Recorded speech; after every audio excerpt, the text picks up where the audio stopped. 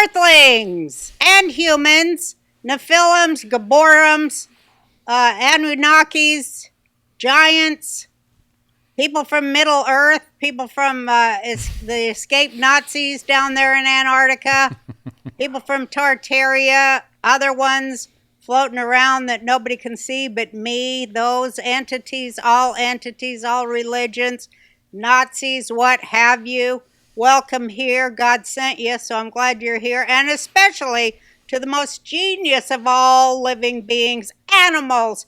Hello, my babies. You know I love you. You know you are elevated beings because you, unlike the human, do not need to bullshit yourselves in order to feel the great joy of life. Welcome to the Roseanne Barr Podcast. Oh, you see, my patience is growing thin. Anyway, my guest today, and we're going to go there. We're going to fly so high like we're meant to in the upper realms. Ami Kozak. Welcome him. Hi, Ami. Oh, good to be here today, Cuz. Thank you for having me. Thank you for coming down here. It's truly an honor, and I can't wait to dig way deep onto inside baseball and outside baseball. Yeah, right? Yeah. The spiritual world that Judaism gives us, and actually all religions avail themselves of it, but they call it something else, right? Yeah, and I spend sometimes too much time up here when you're out there in that space and forget about what's going on in here, and I think it's important to not forget both. No, but we got to connect them. That's Exactly. the trick. Because then you never have to be out of it. It's all the time. Right? Yeah? Tefillin, it's by the heart and the head, and it's the fusion of the two that you find the truth. That is. The fusion of the two is the reason we're here. Yeah. Amen. Is that what that means? Yeah, when you're wearing tefillin or Tefillin. phylacteries. Yeah. You need to start doing that, Jay. It's not some Mossad psyop with a wrapping and they're doing some kind of thing. When you wear that and you're praying, and you're putting it on, one is for the lev, for the heart, and for the head. For the head.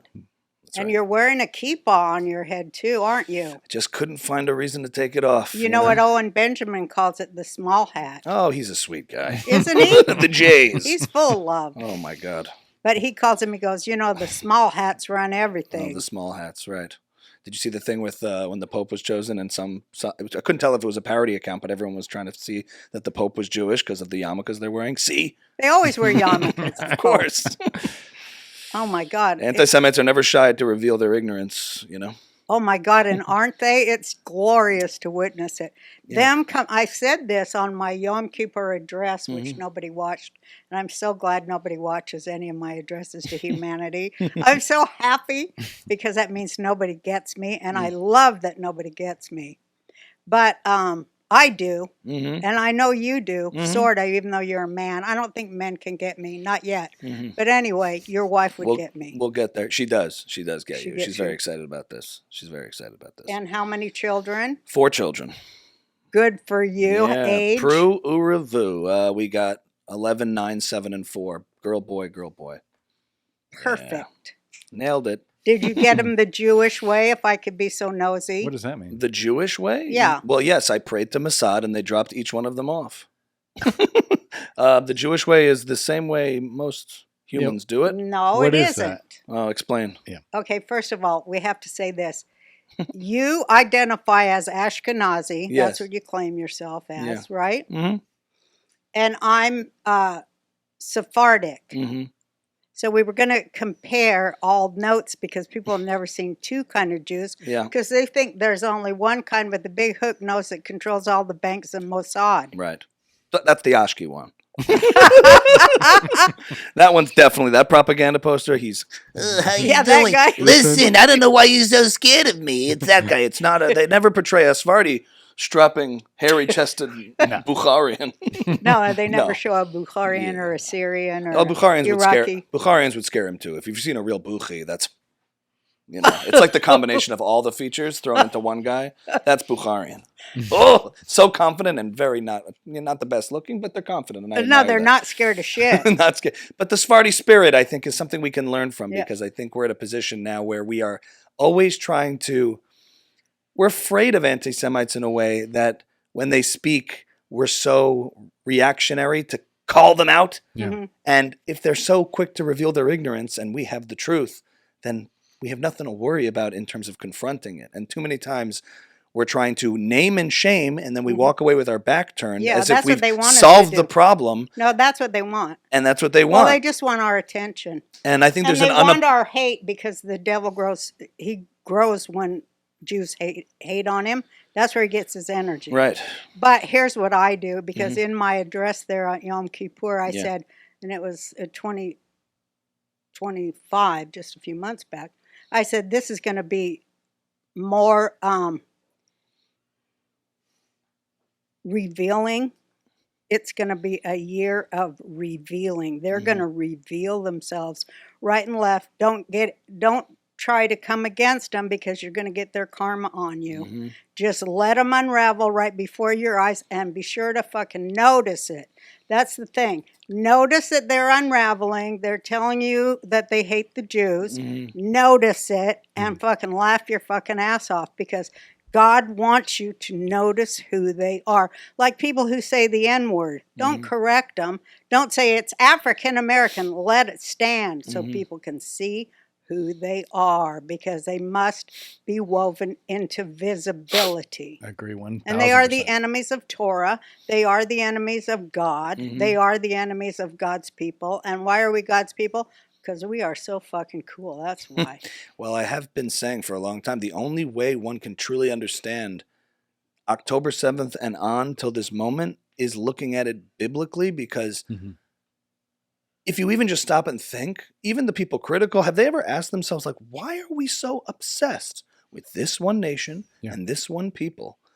Even the people who are just curious and asking themselves, have they ever stopped to ask, why don't I ask about anything else? How has this captured the world's attention in a way that has not captured anyone else's? And yet everyone's trying to prove anti-Zionism is not really anti-Semitism. And yet you're still talking about it in this disproportionate way that has never animated you in any other sphere. Right. And yet here we are. And when such darkness appears in its purest form, some people can't look at it. It's like too much for them. It's like Prager talks about how evil is actually a bright light. Yes, And it that- is. We get some interesting sponsors on the show, because a lot of it's stuff like supplement and help your body. And like you and I are probably not the healthiest people in the world. I just did that jujitsu class. Did you see this? I know you're all taped I up. separated my shoulder a little bit. It's a fucking mess. But one of the benefits of doing this podcast is we do get some helpful products. Yeah.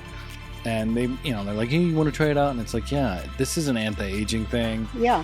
It's also We helps. love that. No, right? and it helps my body hurts, everything. You get older. So I was excited to have this, and it couldn't have come at a better time, because, I'll let you tell people a little bit more I about love what the it name is. too. It's Fatty 15. I love that.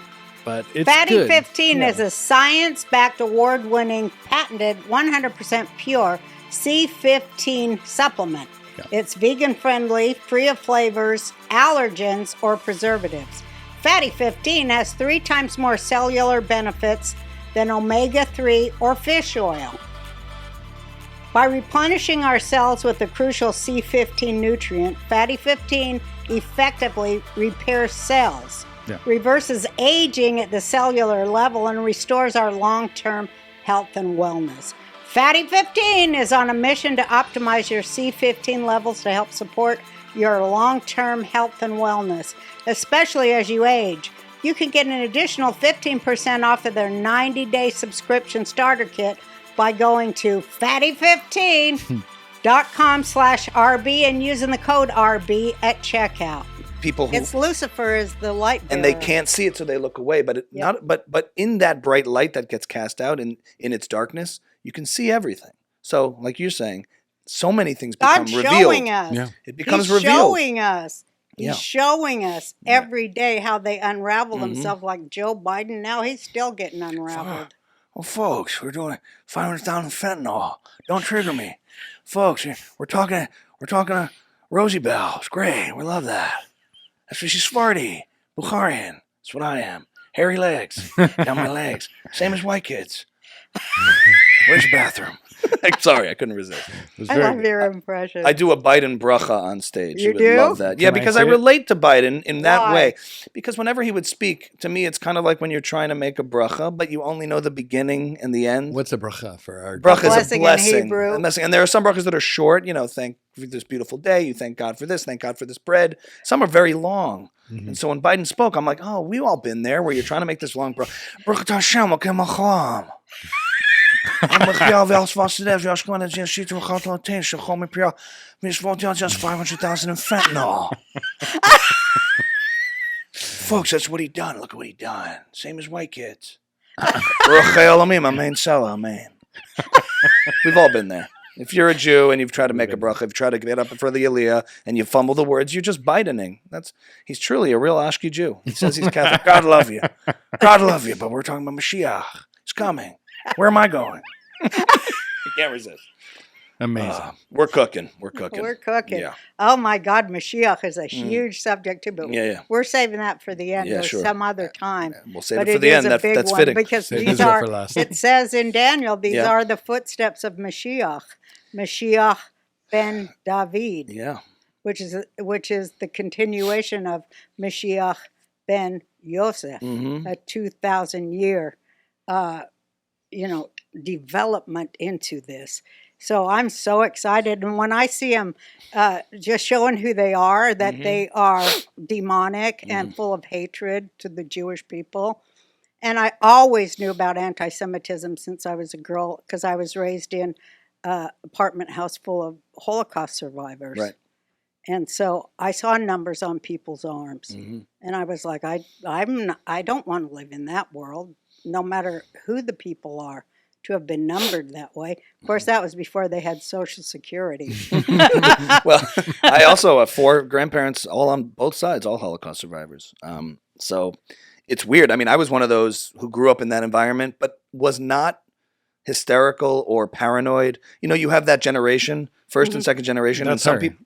Yeah, Me, you yeah. carry that paranoia with you, and they're always yeah. like, it could happen here, it could happen. I was always one of those like, guys, Me it's too. America, come on. Yeah. How is that going to happen? What are we talking about? But that leaves a lingering question, because when you play it down and you can't understand it because you grew up in this sort of second generation privileged world of America's like height of greatness and tolerance, and everybody can be what they want to be, freedom of religion, we respect each other. That's sort of like the 90s, right? That's what I grew up in. Yeah.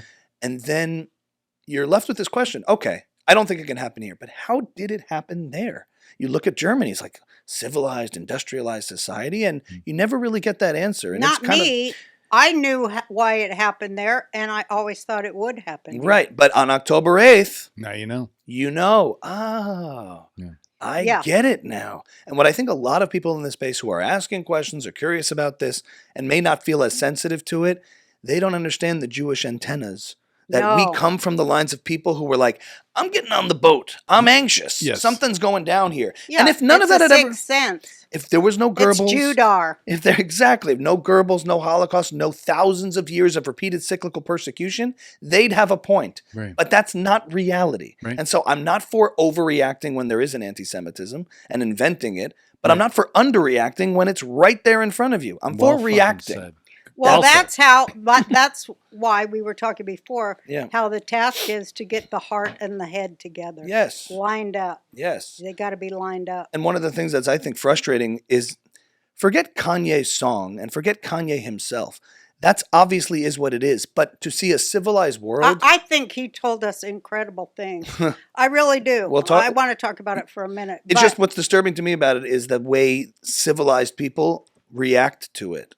With this like, what's he really trying to say? What's going on here with this messaging? Is he, Russell Brand's going, he's moving culture. What is culture without a little provocation? I'm like, guys, art is great and provocative, but not if the artist is an actual anti-Semite or somebody who's really trying to cause pain. Django Unchained would have been very differently perceived if Quentin Tarantino was an actual racist. Right. But he isn't. He's using art to express some kind of alternative, not real reality. And I think people are confusing art and reality. I love how the left was Well on him said. for having the N-word on it. It's like, you can't, I mean. And it's ridiculous. Why? Because he's painting a reality that's pretend. But if Quentin Tarantino had a history of real bigotry and using the N-word casually at people and derogatory, if Tony Hinchcliffe actually hated Puerto Ricans, that's a different joke. He's not joking. Right. So No, they're making fun of racism. They're exactly. taking it to task. Exactly. He's making a joke. That's the intention. I think Kanye's intention is, a sort of spiral and tend to cause pain because he's been hurt and there's a lot going on there. Did you know all chips used to be cooked in tallow up until the 1990s when big corporations switched to cheap processed seed oils? Seed oils are associated with metabolic health issues, anti-significant inflammation in the body. Just ask RFK Jr. Terrible shit. Terrible shit, seed oils. Well, Massa decided to get back to a healthier chip. And I'm so happy because I love chips, but I hate seed oils. Massa Chips is beloved by tens of thousands of customers and has been endorsed by industry-leading health and nutrition experts like Ben Greenfield and Gary Braca. Ready to give Massa a try? Go to massachips.com/Roseanne and use code Roseanne for 20% off your first order. That's massachips.com/Roseanne and use code Roseanne for 25% off your first order. And thanks to Massa for sponsoring this episode. They're really corn tasting too. They're corn forward, as the I'm going people to would eat say. one right now. They're good. They're good. Beef tallow. Like this is how I remember chips tasting when I was a kid. It's like a lot of times these cross-purposes conversations about religion is sort of the atheistic literal reading of text as some sort of documentation and rejecting that. And then you have the Jordan Petersons of the world who are bringing a sort of consciousness to the reality beneath the layers. I couldn't resist that. It's like, well, but it's true. Like this multi-layered thing of understanding. It's the same thing when the anti-Semites bring up the Talmud. Yeah. Yeah. It's in their Talmud. It's in their Talmud. Talmud. I'm like, what's the Talmud? That's their thing.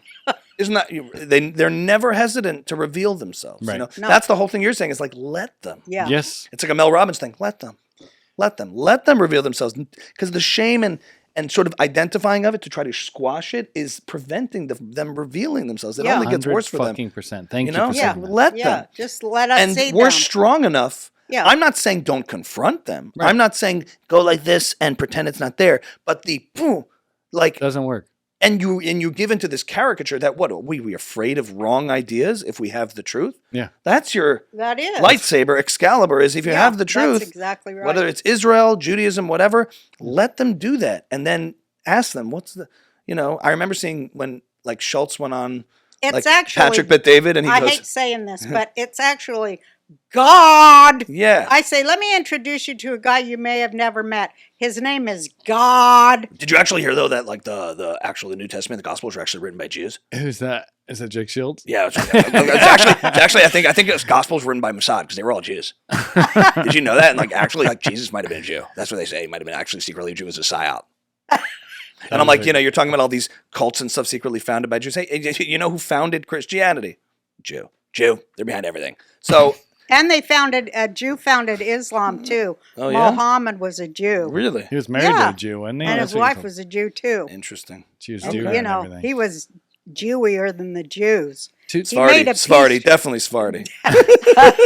two things real quick. You got off track a little bit with your you were going to do Oh, your the layers. my Kanye Sorry. thing. Oh, the The layers thing was fascinating. So Yeah. I'm glad we No, got but that's what the Kanye layers wanna too. hear that because, rest of you that. know, he is an artist, and I try always telling him, "Why don't you come and talk to a Jew who knows? I'll set you straight." Mm-hmm. Yeah. But he runs from me, scared shitless, or whatever. He doesn't get it yet. But here's what I'm going to say. I think what he was saying when he came out and took it is put depth into it, and I love that he walked out unpierced. That's what I call him. Pierced. Yeah. You I had a love great- that he left unpierced. Your interview with Pierce was hilarious. The You like best. call him out and you're like, and I guess I respect you. You just eviscerate him and say, but I guess I respect you because you're doing what just like it was hilarious. But you like that he did that. Well, no, I think this is what he said. Yeah. He goes, "Hey, I'm addicted to laughing gas. I got to go to rehab for it. Mm-hmm. And I'm all fucked up, and my kids never call me, and I can't get to my kids. I'm a fucked up mess, and I'm full of hate, self-hate, and so, I, of course, hate the Jews, because that's what's in that Sartre book, John Paul Sartre. Yeah. He said, anti-Semitism is nothing more than self-hatred. I think that's true. Isn't that true? That's Douglas Murray And said that's that. and that's just what Kanye said. And he goes, "I've given up on anti-Semitism. I apologize for the pain I've caused. My kids FaceTime me, and I feel better." Yeah. That was such a predictable outcome from where this was all going to go. But I think that's what I'm serious. No, but I think that's what I he was agree. saying all along is, of course I hate the Jews. I'm a fucked up drug addict. I'm so fucked up my wife won't let my kids around me. And And the I J- act like a pimp and And you hate the no. thing you aspire to be, but cannot be in some sense. When Mm-hmm. he's talked about like yeah.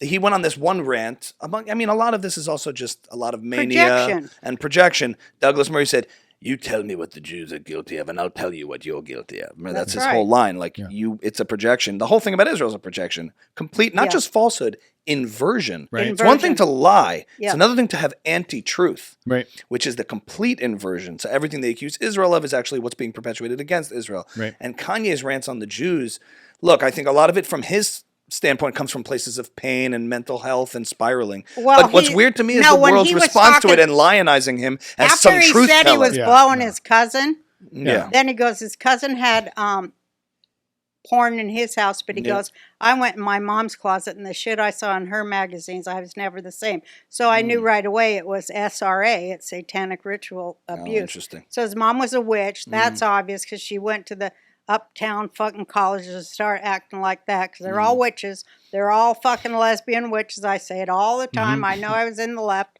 So she took him to that fucking satanic shit. And that's what he's fighting. And Yeah. that's why he tried to become a Christian, to exercise himself. But his sexual thing, he can't let it go because he's, traumatized because of, sexual abuse. Trauma, yeah. I also think he has a Jesus complex where he has this megalomaniac, like, Yeah. calls himself Jesus, this whole idea that I'm going to say, I love Hitler, and I'm going to be hated. I'm going to sacrifice my image. I'm going to burn it all down. But it's a poison. It's a destructive element. The thing that disturbs me is not this artist on a spiral who's got resentment. Yeah. It's everybody else. It's 30 Yeah. million followers I agree. who all lionize it and say, controversial figure, Kanye West has really been spicing things up lately. And they fetishize his illness. Yeah. They fetishize his decline. And I'm not even trying to say we should all feel bad for Kanye if you know him, whatever. But the idea that they try to pedestal it, and the only reason they do is because he's this famous person with this famous platform, and he's turning all these people to say, Kanye speaks truth. He's noticing Jews. He's noticing this. And I'm like, guys, call it for what it is and don't be so cowardly as to just call this for what it is and try to fetishize it and use it for clout. Yeah, but like he says, his trainer, that Harvey, what's his face? Yeah, he had a Jew handler. A Jew handler. Yeah. I mean, we all have a Jew Yeah, handler. I think that's for what he's fuck's really sake. speaking out There's against. douches everywhere. Yeah. It's all Jewish. Anybody who's a bodybuilder trainer in Hollywood is friggin' pure Mossad. I mean, they are. I because- think he had a Jew handler and he's pissed about it. That's my take. Yeah, on it. there's clearly he had bad. Look, you can analyze social situations in which there's dynamics that brew resentment between certain groups. Yeah.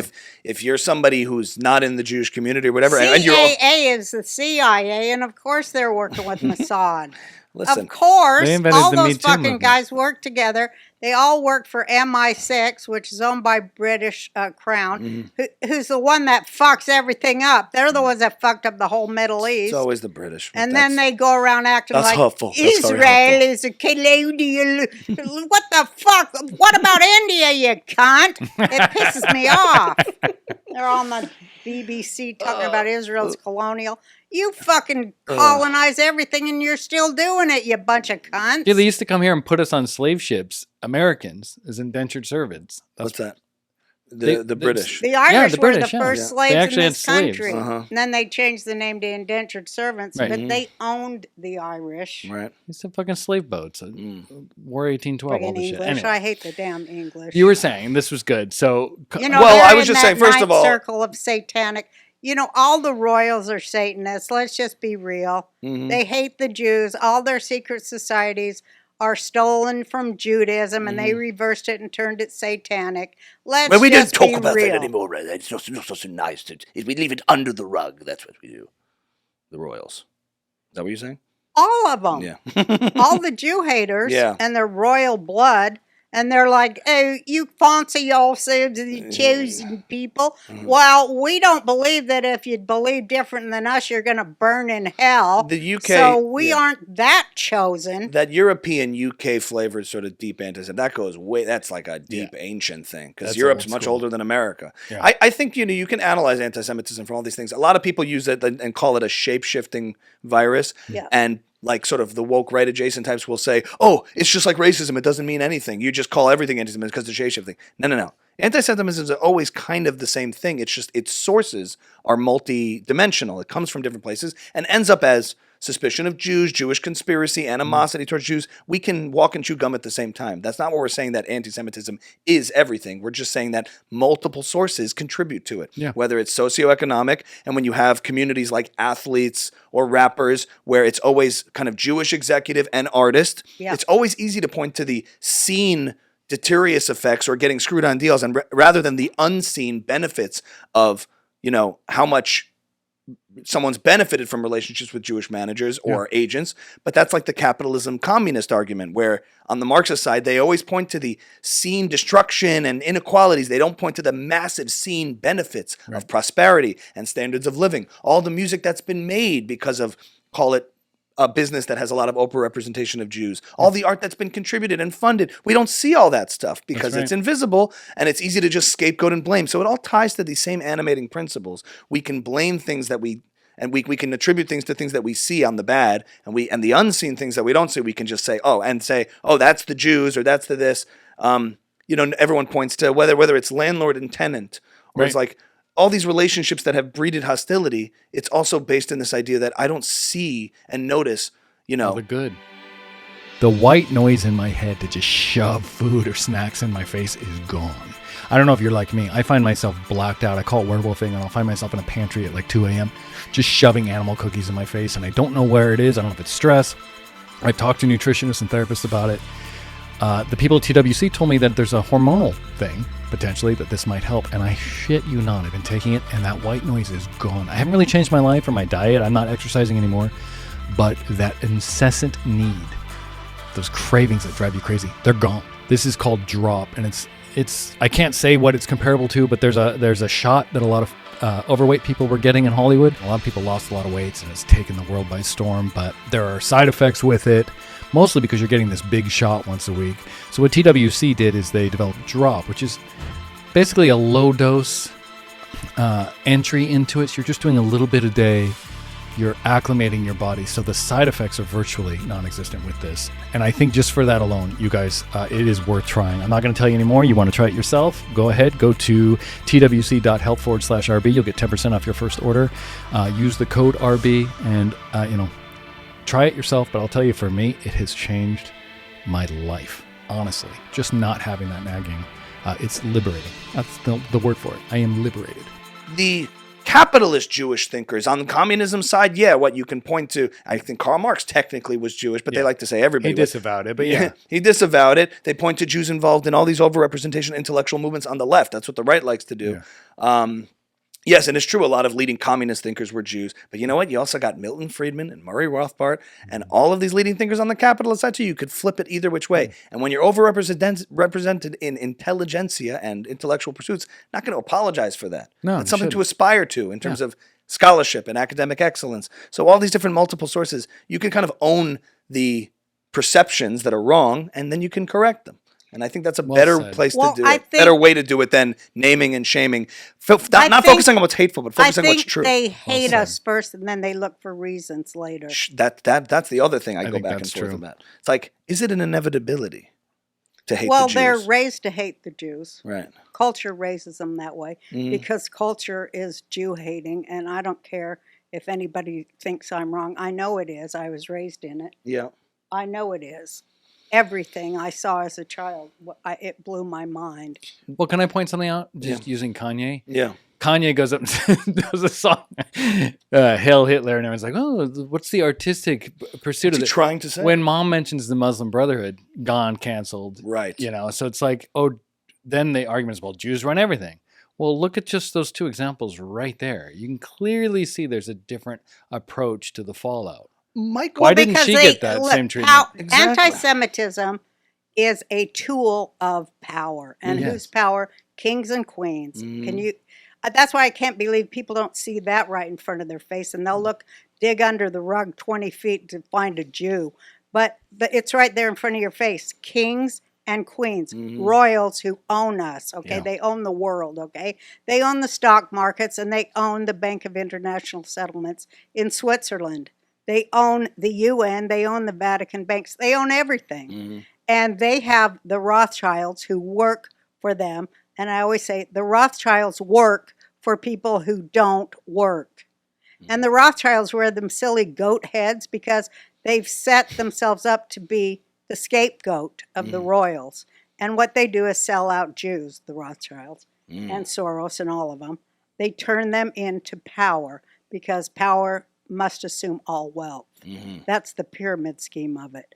So that breaks it all down. And every minority within the being owned by the royals must sell out their own to take the cash, to Queen Isabella or whoever it is at this time. Assumes that role. Yeah, because they own everything, and their brainwashing is just so absolutely complete.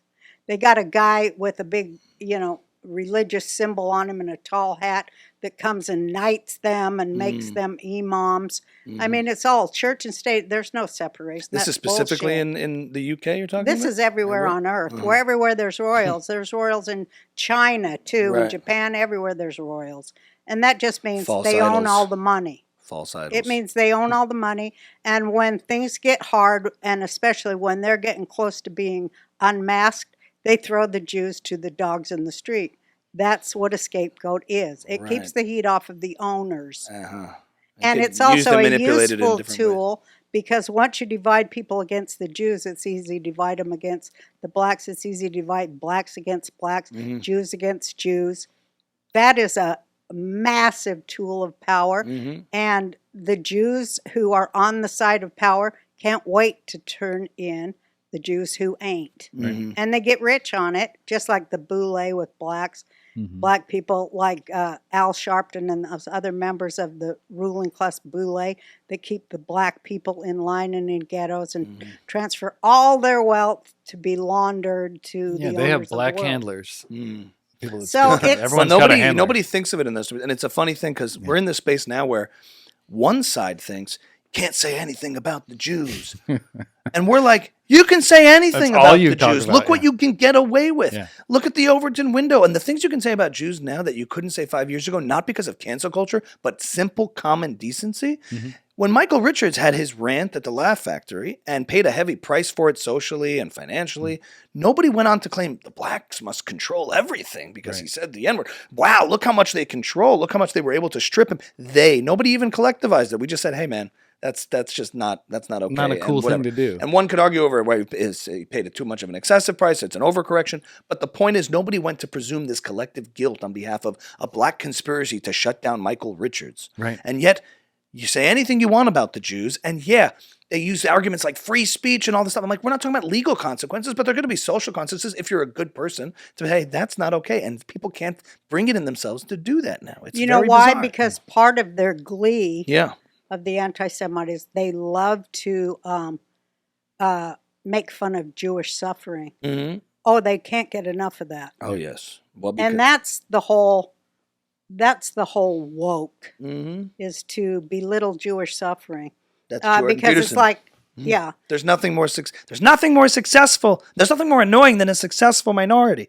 That's what his whole line is. A Jew cannot be a victim if we perceive them as above everything and not But they unsuccessful. don't just do that. They demonize us. Sure. Every one of them, it's all like the satanic, the Church of Satan and all that shit.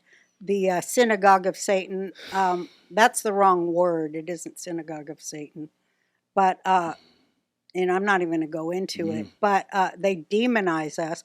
And that is why the whole left out there in all these Nazi colleges, which is exactly how it happened in Germany. They take over the colleges. And so what they're saying there, which is repulsive, and, Americans, they're just dead to it because Satan is that strong. Yeah. But they're saying there are no innocent Israelis, and all the rapists are innocent. Right. All the Jewish rapists and murderers are innocent because the Jews provoked them.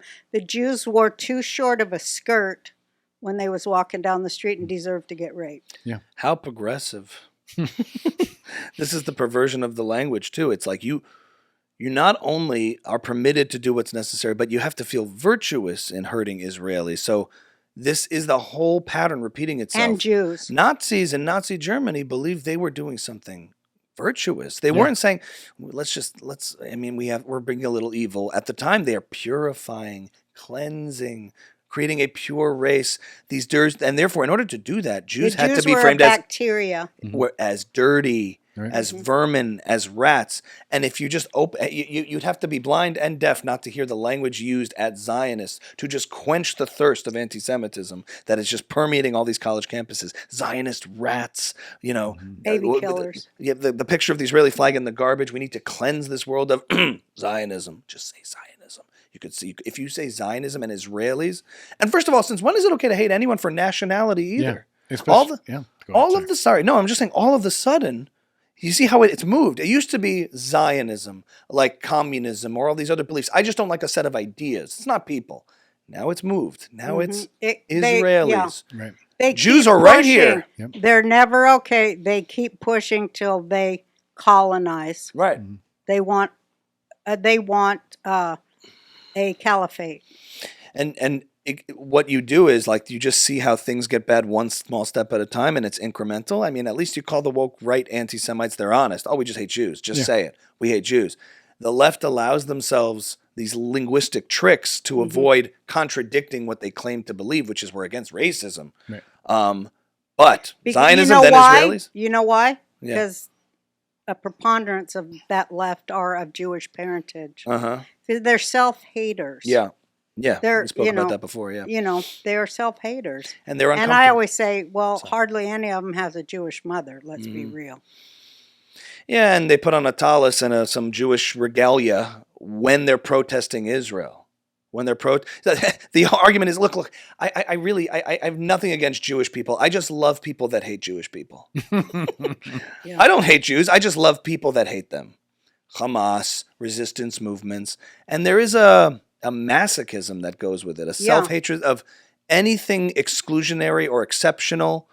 If you hate merit and you hate accomplishment and prosperity and this idea of having not just materially being in a better position, but spiritually, values that are better. Everything is morally relative. We can't have values that are better, whether it's Western or Judaic or Judeo-Christian.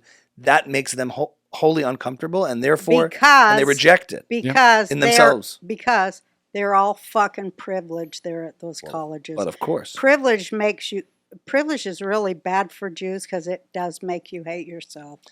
And it makes you soft, and what is it?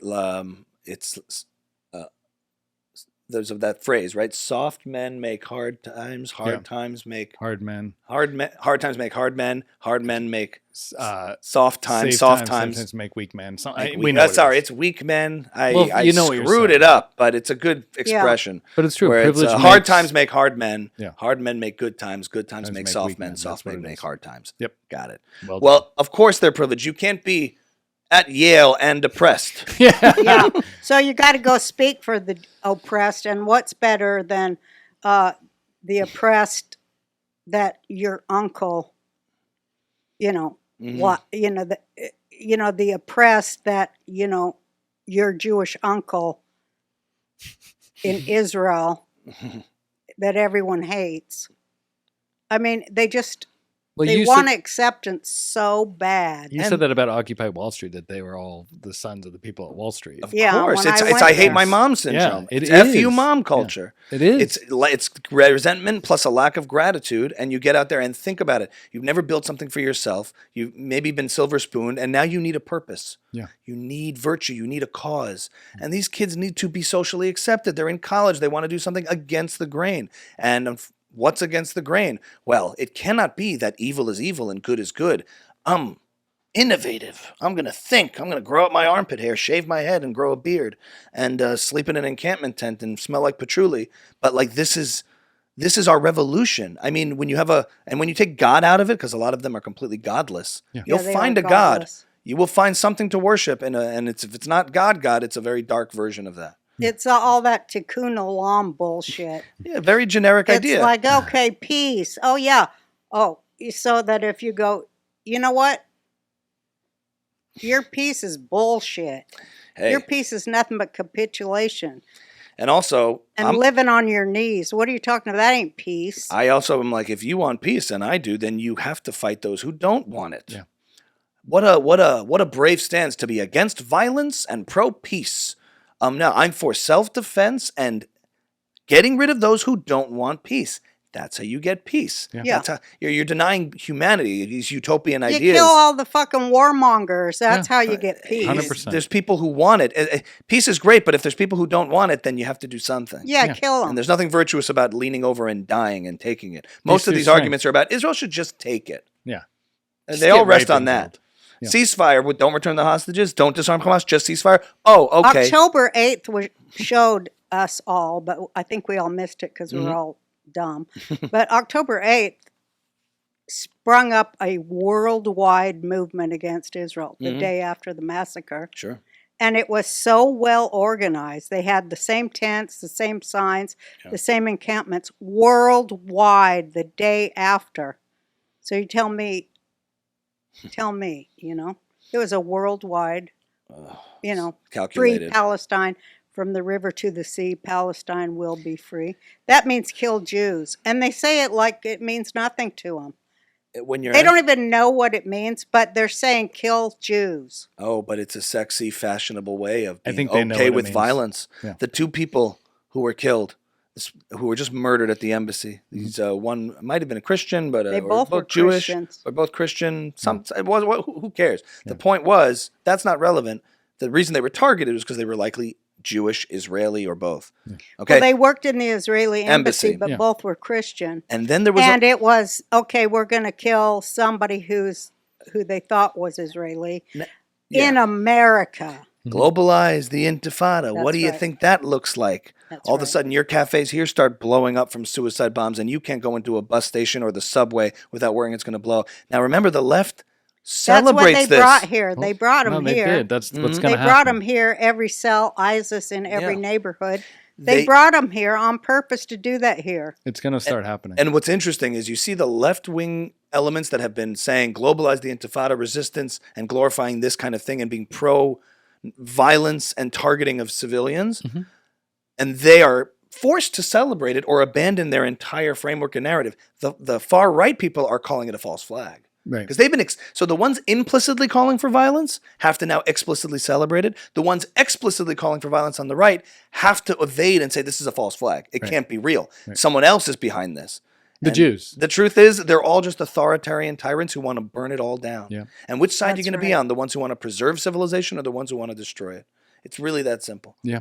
Well know? said. It does boil They're down to all that. on the same side. I think The they- left and the right. All Jew Occam's razor. haters, all the Jew haters, I've seen it my whole life.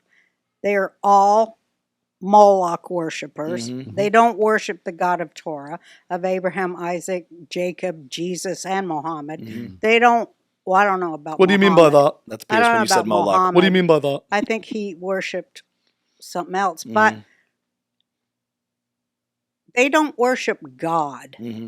as I know God, as I believe in God, and they're on the other side because they wouldn't hate the Jews who brought the Torah to the world.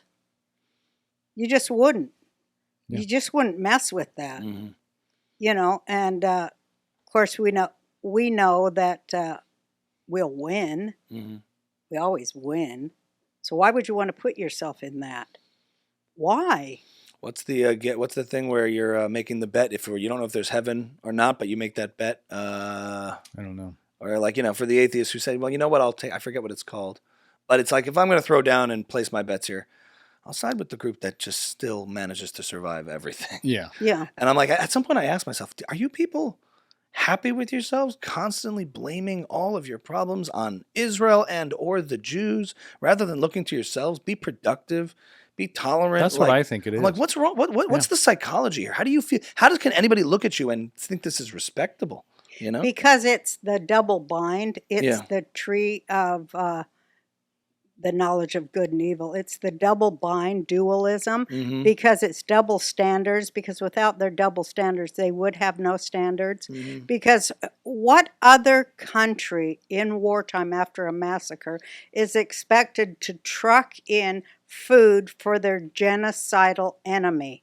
And now they go on Pierced and they say Israel isn't trucking in the food for their genocidal enemy fast enough. What kind of a horrible country is that? Who else did they say that shit But to? the problem is, then Israel gets on the Western media and tries to take the bait on that and say, Tries no, to gobble- we are sending 800, not 400. Yeah. And I'm like, wait a minute. Can Now you've Israel lost. Yeah, gobble? you're right. You're I'm playing going to in- say this, and I I don't want to hear what care. you're saying when she's. Can Israel gobble enough American cock? Can they gobble it enough and fast enough? For God's sake, let somebody in there. I said Israel needs to cut all ties with America right now, as There's a long case as for they that. have this shit on their college campuses. This is an enemy of Israel right now. Israel should cut all ties. Israel would do way better if it could choose a better benefactor that doesn't say, no, you can't defend yourselves. Fuck it. It have nothing to do with America. And America, if it is so stupid here that they are going to cut their own fucking throats and lose their own fucking souls, so be it. I try to wake them up. You can't turn against God and be America. Are you out of your mind?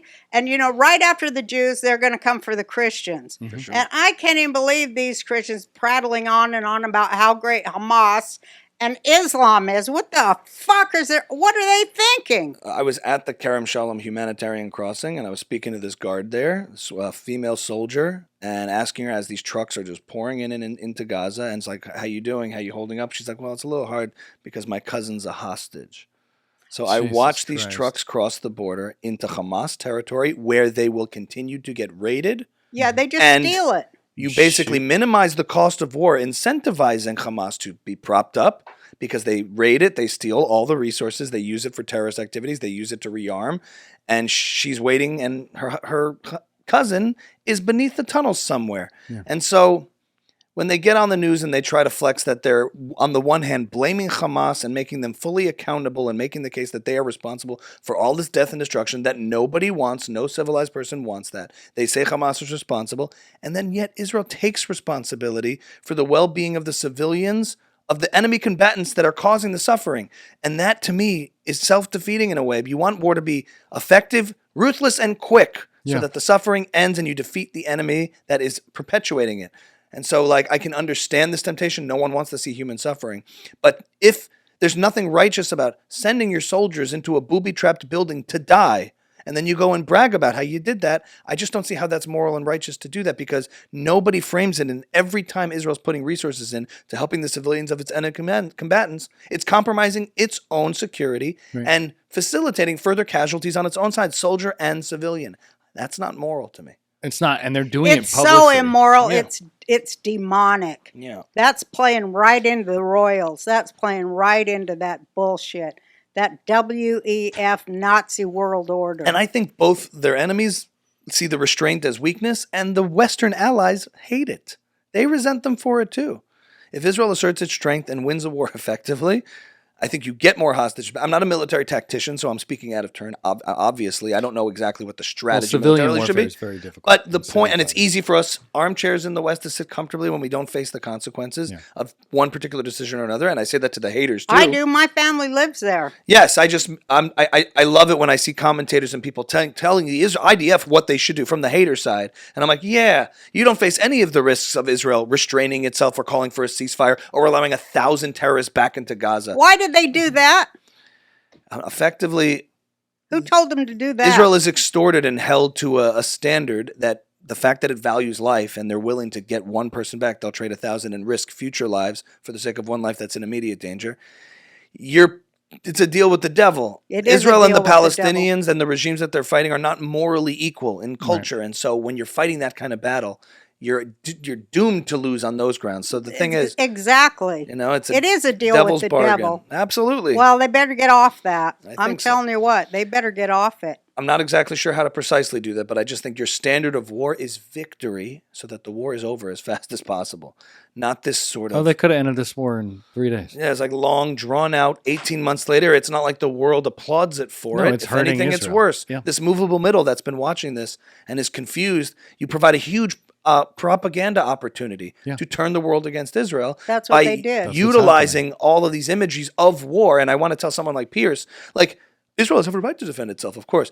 I completely, October 7th was a terrible terrorist attack. And then the next second, but this is unconscionable. Right. Well, if your standard of war is the sight of a terrible civilian collateral damage image of what happens, then you don't accept the concept of war and you don't believe in it, and then just come out and say that. Yeah. Like, no war doesn't look like this. If anything, it looks a lot worse than this. Yeah. So if that's your standard, the sight of civilian casualties, then you don't believe in war, and essentially you believe in Israel's pacifism and that Israel should just accept it and take it. And I don't accept that. So. I don't Well, either. that's King Saul right there. That's King Saul. That's why I'm so happy that Mashiach ben David is coming back. King David. And he's his name on is Trump. way. Yeah. Well, I don't know what Trump's doing, but I pray he's on the. I 40 pray, chess, Roseanne. 40 I chess. know, but I pray his intent will happen because he's a good man. I know that. And if his stuff does work, it will be a mind blower. Well, Trump's intuition on people is very, very high level. I Yeah. think he's been underestimated all this time. But Yeah. when I watch some of that stuff, obviously, look, Trump does a thing called A/B testing. Scott Adams talked about it, where he says something way out here. Yeah. I do And then when too. he walks it back, this is a position that never would have worked, but it seems like a compromise. Right. So it works in our favor. We're taking over the Gaza Strip, and everyone freaks out. And then the idea of that just shatters the paradigm. Because in all of these scenarios, absolutely. Jews and Israelis get slaughtered. And what do they say? We need two-state solution for a prosperous future going forward. We need to dismantle the settlements. And it's just the same thing. Same solutions, perpetuating the war in the Middle East indefinitely. And then Trump comes in and says something radically different. And suddenly, other Arab states are at the table and talking about even being involved. Like, I look at it from that angle where that never would have I been do broached. too. If he had just suggested that, maybe it wouldn't have worked. But to say America's going to take it over and people go, what? No, maybe Jordan, maybe Egypt. Oh, that makes more sense. And then him going to, like, there's valid criticism to be had over the way he's posturing himself in the Arab world. But I think there's a part of him that might also understand that normalization with the Arab world is this incremental Yeah. chess sort of thing. That's They what I can't think. look like they work alongside the Yehudi, whilst doing it. But to make hostage releases look like an Arab victory in Yeah, the Sunni that's what I states think he's is doing, too. really quite something to pull off. Yeah. And if you can get them to normalize with Israel eventually by saying, like, Israel, you just wait here for a second. Through the United States conduit, I want to do business. Forget what happened first. We're going to be transactional. Through trade, we're going to do all these things. And then that leads, I think, Trump he's proven it. He's done it before. So Yeah, past I think performance that's proves what future. he meant when he said we'll save Israel for last. Yeah. Now, Qatar, 'Cause I can't that's figure what he out. has to do. No, Qatar, I can figure out Yes. because he's like, in his speech, he basically said, join or die, bitches. I agree with That's that. what he said. He's like, here's Iran. You can hang with them and die, or you can be with us and we can prosper. But I just don't get, I mean, I'd have to talk to a real Qatari expert over how Qatar plays both sides seemingly for so long. There's American bases there, it's true. Yeah. They host That's FIFA it. soccer, and they undermine our entire society with funding on campus. Yeah. Yeah, they Not do. just and campus fund. That's all not we just found on out. campus, Yeah. but the State Department, The the, media, DOJ, the FBI, Right wingers the CIA. But on Instagram. I think Trump, I think they might have figured, hey, that Qatari base there by the U.S., that doesn't, we thought maybe they're going to protect us from Iran, but hey, wait a minute. I think it's like, hey, wait a minute. When he said join or die, ding dong. That's what I think. Yeah. And if you can prioritize in the Arab world, at least the conservative Sunni states that are run by families, like prosperity and wealth building over radical ideology, like the axes of the Middle East are really interesting because you have your, caliphate, ideological, radical Islamist groups that have a religious bent sort of in the Shia side, but then you have modernization efforts from UAE to Saudi Arabia, and that's in line with Israel.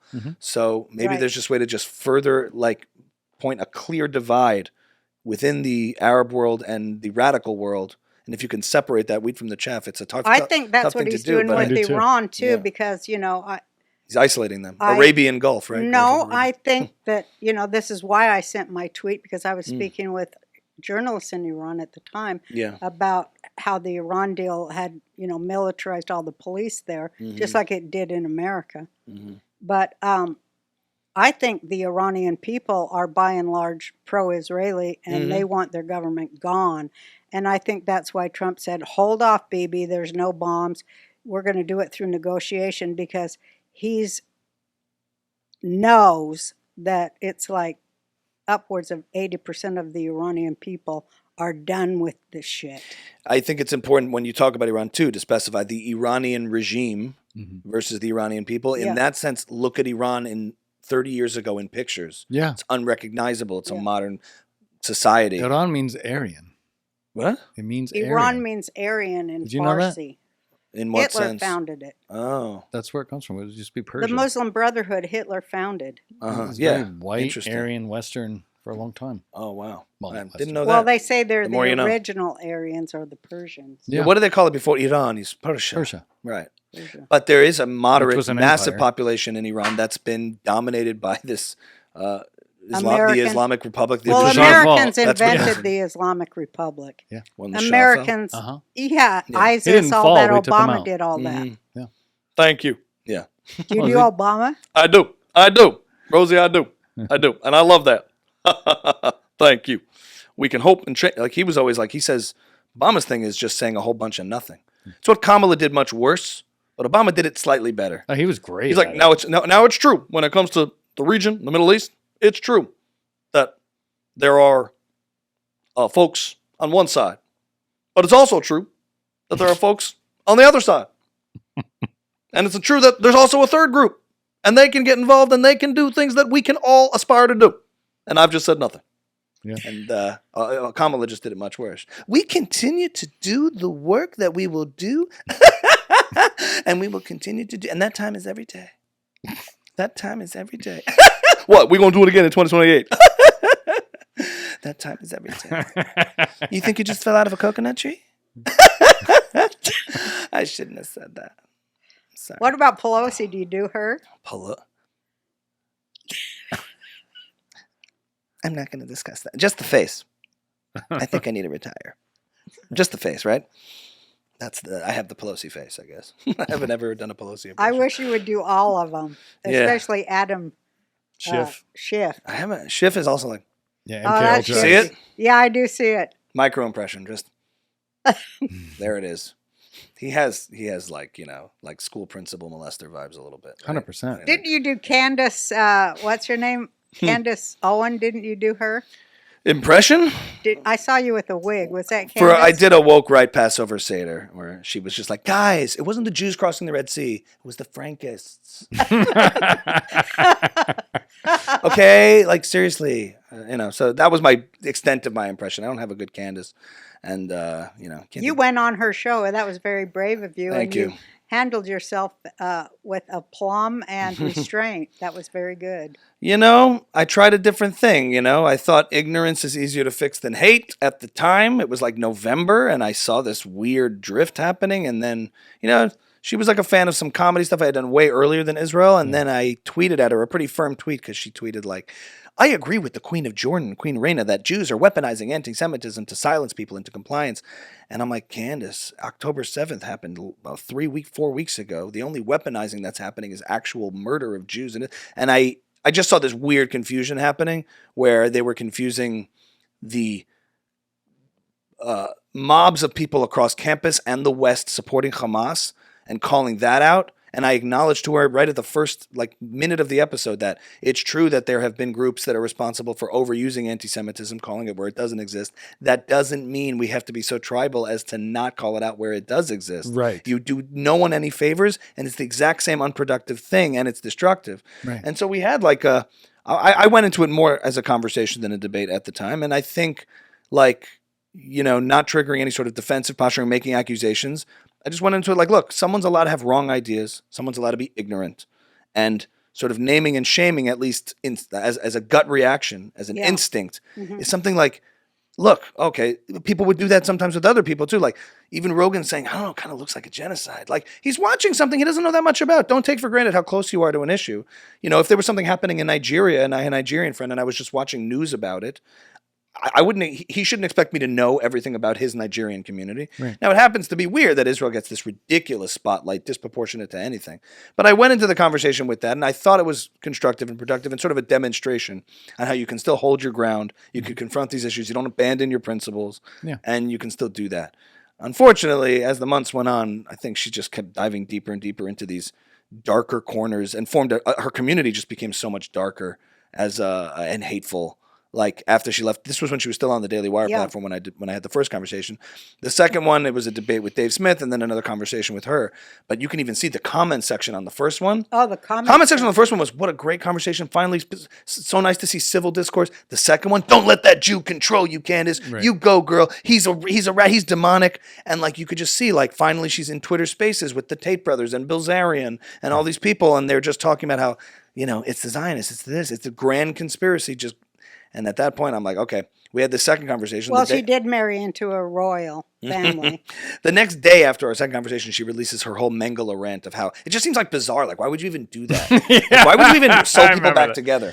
It's like ridiculous. Why would you experiment in that way? It just seems really bizarre. And I'm like, you know what? I sense other things at play here. Yeah. It's not the curiosity that's driving you. It's the provocation. And the reaction you get from such provocation. It's engagement farming, and it works for her. She's built something. It's engagement farming, but it's also that kind of, I can't remember the word is. It's a satanic thing where they get a... Get off? They get a... Excitement? Geist or whatever the word is. Yeah. They get a thrill, a body thrill from humiliating the suffering of Jews. They do, because it's demonic. It's satanic and demonic, and they... get a lot of energy for their master Satan, and they're electrified by it. Who does that? Who makes fun of people who have suffered, for so long? And of course they say, well, who else gets kicked out of 193 countries if it's not their fault? Christians did for a long time. They were fucking fed to lions. They never talk about that. It wasn't until Christians infiltrated world governments that they started gaining power. But before that, they were fucking kicked out and persecuted. And then that's the funniest thing Christians do. They're like, Jews run everything. It's like, you fucking took over literally Europe. You infiltrated the church. You infiltrated government because you were being persecuted. And you're going to come at us as we're doing something fucking demonic? You wouldn't be here if you didn't do it. Wouldn't be here at all if not for the Jews. Well, I meant for infiltrating. Yeah. No, they wouldn't be here if they didn't infiltrate. Fucking Constantine, whoever it was, Council of Nicaea. If he didn't make Christianity Constantinople, Constantinople, they would have been fed to the lions and been gone in history forever. Put the cross on. He saw a vision of the cross, put it on the shield, and then it becomes the official. Money comes into church. They don't pay taxes. The Roman Catholic Vatican, money, big infiltration. They never talk about that. Well, but aside from forest for the trees, you focus on this little thing. I'm like, hey, I love how, and Candace always would go off about how Israel's protecting pedophiles, these institutions protecting pedophiles. I'm like, look, I don't want to start any kind of war here, but if we want to talk about institutions that protect pedophiles, and you join the Catholic Church there, and then if I'm playing devil's advocate, she'll say, oh yeah, exactly, but I don't accept Vatican II, and I don't accept what that, and I'm just like, there's one. If you really want to take a problem with institutional child abuse. We don't have to talk about that. Spotlight, like, give me a break. So this like lack of real curiosity under the guise of just asking questions, I started to see a disingenuousness. Well, it's that was like, I'm sorry, that this is passionate self-hatred and projection onto the Jew, double standard. Yeah. But of course we feel terrible to see any children bombed and lose their lives. That isn't what we want. But that's what happens in wars. Yeah. Listen, I mean, every life, this is another thing.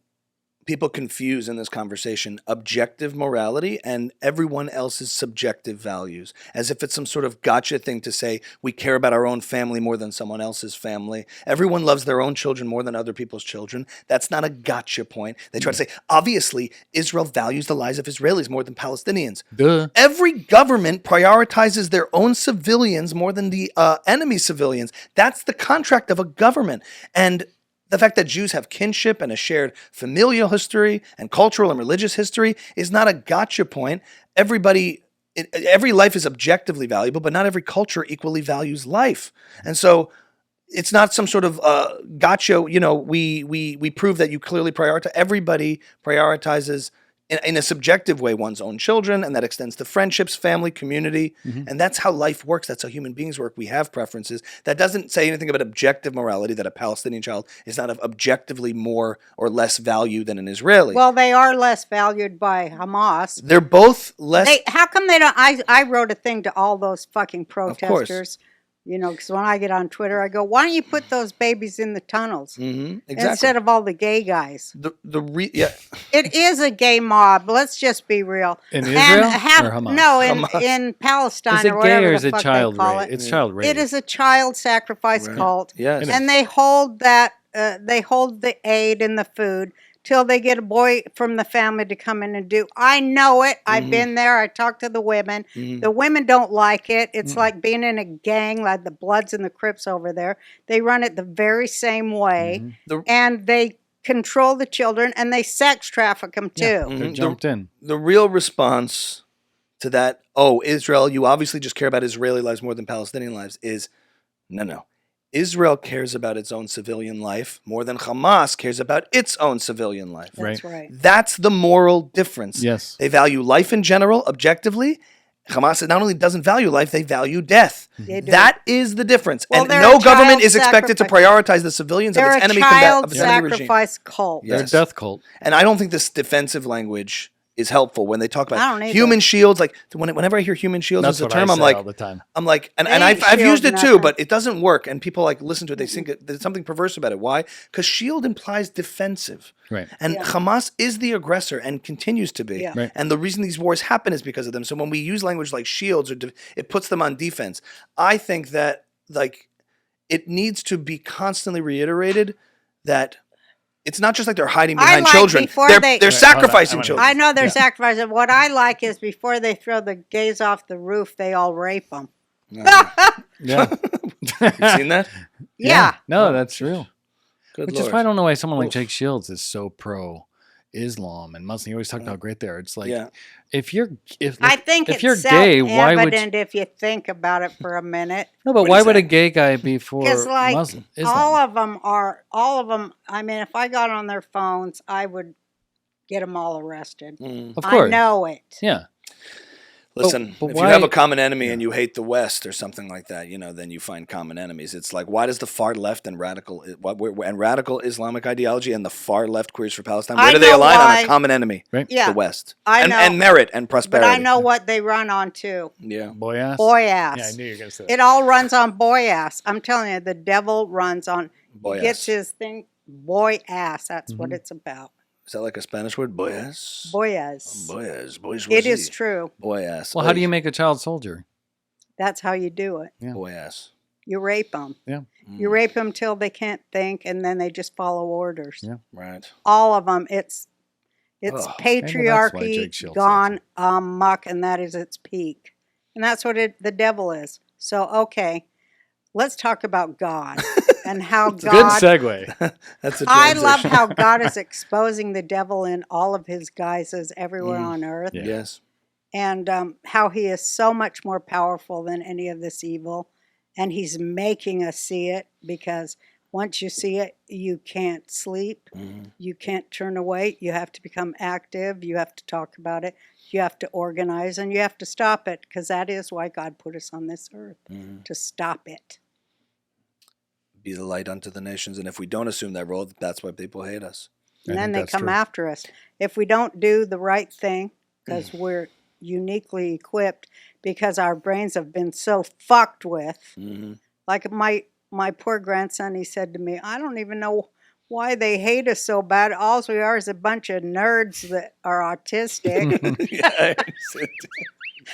And I said, think about it, that God put us through everything that he put us through so that we would be autistic in the age of information. And there's a lot of those Jews, really good engineers and programmers and stuff. But yeah. To get information to the people, Yeah. to wake the people up, that we can be creators of a whole new world that's better for all children. And all we have to do is let go of that devilish programming and stop hating the Jews. Leave us the fuck alone. It's always, I've been having this question for a while because all this talk about, the anti-Semitism is there. On one side, it's overt, and sometimes it's implicit. And then there's sort of this movable middle. Mm-hmm. And everybody freaks out if the movable middle hears an idea from a side that is like maybe tempting or false and tempting. And so what's the right approach? Because on the one hand, I'm very sick and tired of this idea of trying to get people to approve of us. Me too. Or to approve of Israel. Once you take this posture, no, just wait. Hear me out, and then you'll see why we're virtuous. And I say, just be virtuous. Yeah. And let the actions speak for themselves. And don't take this posture of explanation, apologizing. And I wonder if that builds a certain, if you have to explain yourself, clearly, maybe you're just gaslighting me or making mistakes. So that's one side of my brain. And then the other side is, look, if these reasonable, civilized people are being lost in this confusion, we owe it to them and to ourselves to clarify that. And I just don't have the right answer because sometimes I do. People freak out about a Rogan clip and he talks to somebody and he goes, "Oh my God, do you hear what he said?" I'm like, "Yeah, okay." So he we said had Ian that. Carroll on. People got really upset. Yeah, and he said that these are wrong ideas, so stand for right ideas and be on your merry Here's way. how it goes. Talk to me. I'm 72, so I've lived a long time. Yeah. Okay. Here's what I figured. And it's all backed by Torah and numbers and math and everything. 51% of Muslims and 51% of Christians love the Jews. 30% of each could care less. And 20% hates our guts. Mm-hmm. So what do we do? Here's That's the what right we math. do. Is that 91%? Well, whatever. Whatever it is. It 20 works. some. I'm not sure It what adds was. up to 100. Okay. 32. You said 51, fix it. 30, and 20. So We're getting 101. autistic here. Yeah, you're not Trying to be autistic enough. precise. But anyway, sorry. I know what you're getting. Fix it at. up. Yeah. Okay, here's what we do. We can't change the ones that hate us. They're lost. Mm-hmm. But to that 30 what percent? Yeah. 30. Just say 35? 30. Yeah. Let's say 35. Say 25, 30. I'd say it's over 30. It's like 33 or 34. Mm-hmm. Okay. Here's what we do. Because this is The apathetic ones. This is the fulcrum. Okay.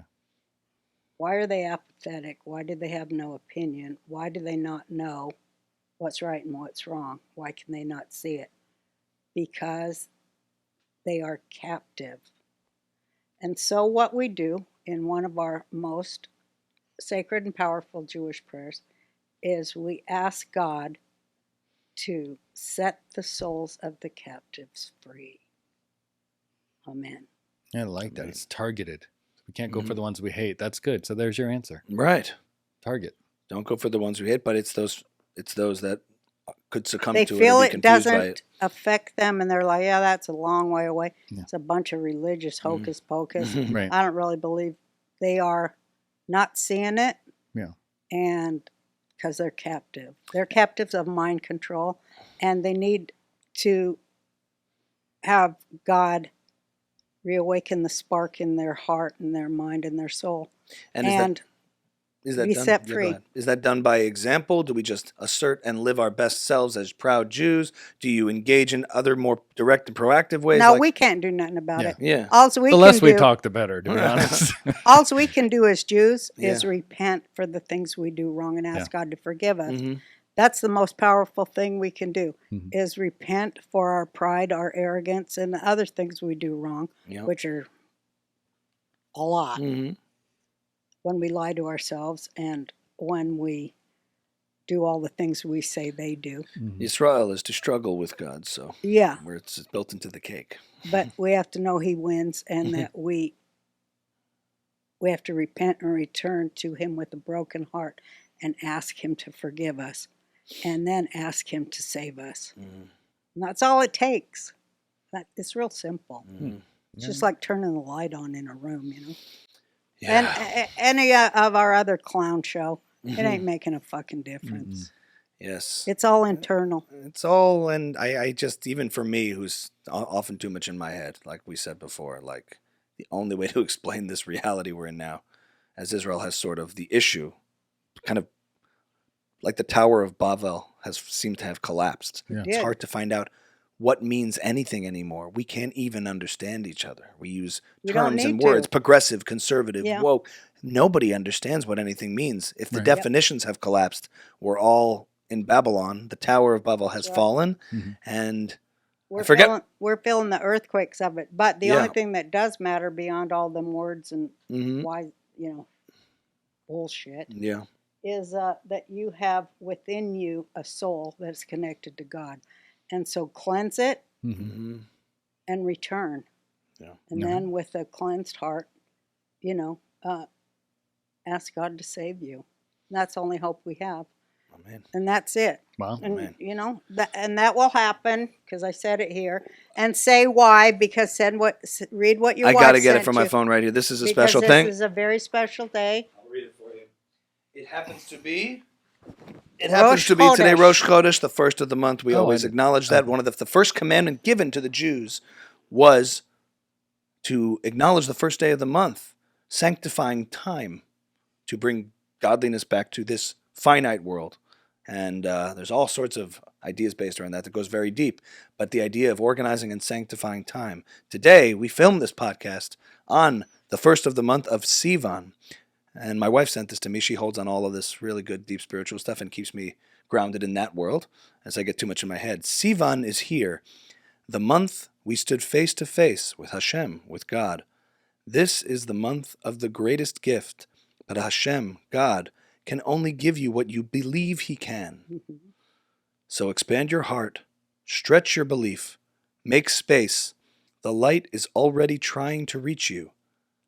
Let it in. Amen. Amen. What a lovely podcast Fuck this yeah. was. What a pleasure and What a honor. pleasure. Oh, Absolutely. Thank you. Love you. Oh, you see, my patience is growing thin.